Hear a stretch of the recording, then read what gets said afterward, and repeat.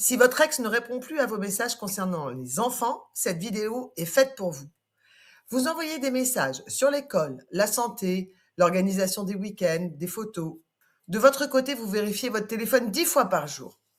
Et puis, vous hésitez entre relancer ou exploser. D'abord, ce silence n'est pas un hasard. Ça peut être une stratégie consciente ou non. Reprendre le contrôle, vous user, vous faire réagir. Et c'est là le piège.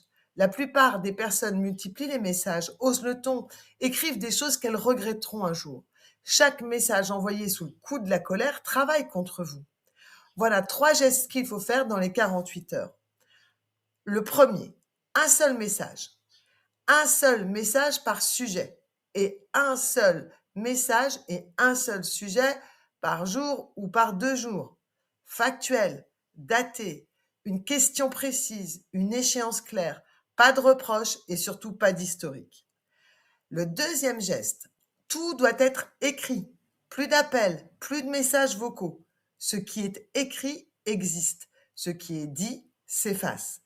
Je sais que vous êtes tous très fans de WhatsApp et des SMS, mais n'oubliez pas d'utiliser les mails, c'est beaucoup plus efficace pour pouvoir être retracé.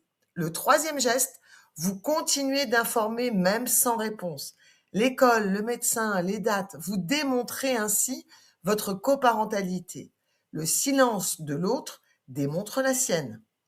Si ce silence dure au-delà de quelques semaines sur des sujets qui engagent les enfants, il se formalise par un courrier recommandé, par une médiation familiale, pas pour punir, pour acter. Et puis par la suite, pour pouvoir avancer dans votre coparentalité. Ce que je viens de vous expliquer là, peu de gens vont vous l'expliquer et c'est sûrement pas votre entourage qui va vous donner la meilleure méthode pour pouvoir y arriver. Mais maintenant, vous le savez. Alors n'oubliez pas de vous abonner à ce compte, de liker si vous avez aimé cette vidéo ou de la transférer à quelqu'un qui pourrait en avoir besoin.